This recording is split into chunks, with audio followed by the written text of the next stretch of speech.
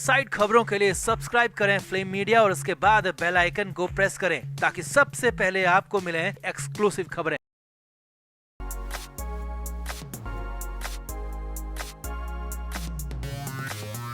तो मुंबई से बड़ी खबर आ रही है और इस खबर के बाद महाराष्ट्र की राजनीति में भूचाल आना तय है, सब कुछ बिखर जाना पक्का है। खबर है कि शिवसेना यूबीटी के राज्यसभा सांसद और उद्धव ठाकरे के बड़े राजनीतिक सलाहकार संजय राउत भी बीजेपी का दामन थामने जा रहे हैं। जी हाँ, संजय राउत को लेकर खबरें आ रही है कि राउत बीजेपी में जा सकते हैं और खबर लीक हुई है एक बहुत ही बड़े मीडिया ग्रुप की तरफ से। तो संजय राउत ने क्यों लिया बीजेपी में जाने का फैसला? राउत के बीजेपी में जाने से एमवीए का क्या होगा? क्या उद्धव ठाकरे की पार्टी पूरी तरह बिखर जाएगी? राउत के बीजेपी में जाने से खुद बीजेपी को कितना घाटा कितना फायदा होगा, आपको बताते हैं सब। आप भी वीडियो को शेयर करें और अपनी राय कमेंट बॉक्स में जरूर दें।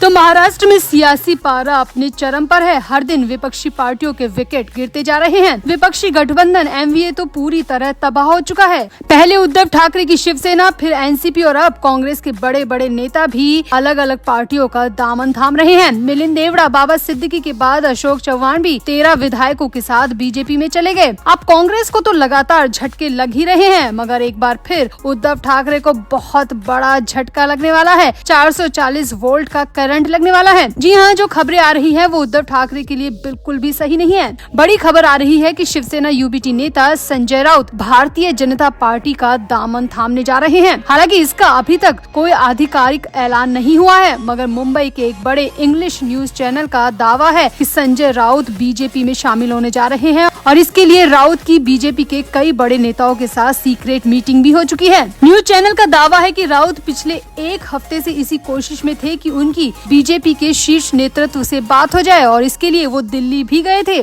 दावा है कि अभिषेक खोसालकर के मर्डर की जांच के नाम पर राउत दिल्ली गए थे और वहीं से आकर राउत ने फैसला किया कि वो बीजेपी में शामिल होंगे और उद्धव ठाकरे का साथ छोड़ देंगे। अब हो सकता है कि राउत की दिल्ली में कुछ बड़े नेताओं के साथ कोई डील हुई हो या फिर ऐसी कोई बात हुई हो जिसके बाद राउत ने अचानक उद्धव ठाकरे को छोड़ने का मन बना लिया। पेशे से पत्रकार रहे संजय राउत बाला साहब ठाकरे के जमाने से शिवसेना से जुड़े हुए हैं। दशकों से वो शिवसेना के लिए राजनीतिक सलाहकार के रूप में काम करते आए हैं। बाला साहब के निधन के बाद राउत हमेशा उद्धव ठाकरे का साया बनकर साथ चले, मगर अब संजय राउत को लेकर खबरें आ रही है कि राउत भी बीजेपी में शामिल होने जा रहे हैं। अब अगर ये खबरें सही है तो महाराष्ट्र में विपक्ष का बेड़ा गर्क होना तय है। उद्धव के हाथ से शिवसेना छिन चुकी है, शरद पवार के हाथ से एनसीपी भी चली गई। हो न हो अशोक चव्हाण भी कांग्रेस के साथ कोई और बड़ा गेम भी खेल दे तो विपक्षी गठबंधन एमवीए पूरी तरह बर्बाद हो चुका है। मान लीजिए कि एमवीए में अब इक्के दुक्के नेता ही बचे हैं और जो बचे हैं वो सत्तारूढ़ पार्टी का सामना करने में बिल्कुल कमजोर है, क्योंकि उद्धव ठाकरे की बात करें तो उद्धव की राजनीतिक सोच समझ तो खुद संजय राउत से शुरू होती है और संजय राउत पर ही खत्म होती है।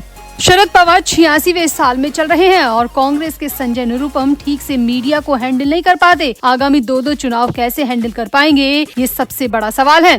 अब इन सब में संजय राउत ही सबसे शार्प नेता हैं और अब वो भी बीजेपी में जा रहे हैं, तो एमवीए का खत्म होना लगभग तय है। अब हालांकि संजय राउत के बीजेपी में जाने से बीजेपी को कोई बहुत बड़ा फायदा नहीं होने वाला, क्योंकि राउत मात्र राज्यसभा के सांसद हैं। उनका ना तो अपना कोई वोट बैंक है और ना ही वो जनता से चुनकर गए हैं। हाँ, बस इतना है कि राउत के बीजेपी में जाने से उद्धव ठाकरे की पार्टी और एमवीए एक पहिए पर आ जाएंगे। मतलब ऐसे समझे कि जैसे दुश्मन को परास्त करने के लिए उसी के खेमे को तोड़ दिया जाए, जिससे दुश्मन अपने आप कमजोर पड़ जाएगा। वहीं एक पॉइंट ये भी बन रहा है कि जो हालिया चुनावी सर्वे आए हैं उसमें महाराष्ट्र की जनता का मूड एमवीए गठबंधन की तरफ ज्यादा था। अब राउत के बीजेपी में आने से महाराष्ट्र की जनता का मूड भी बदला जा सकता है। हो सकता है कि इसी सोच को बीजेपी भी सोच रही हो। तो आपको क्या लगता है, क्या वाकई में संजय राउत भी उद्धव ठाकरे से गद्दारी करने जा रहे हैं? क्या वाकई में मुंबई से आ रही ये खबरें सही हैं? और क्या वाकई में बीजेपी को संजय राउत जैसे नेता की जरूरत है? आप भी अपनी राय कमेंट बॉक्स में जरूर दें और वीडियो को भी शेयर करें।